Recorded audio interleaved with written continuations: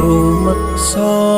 ingsun lakune stangaya wara kelawan mekak hawa kang dur angkara senajan setan gentayangan tansah gawe rupeda hingga pupusing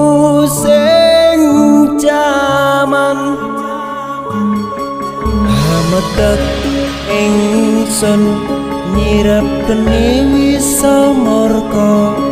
maper hardaning panca saben ules sing netra linambaran sih kawelasan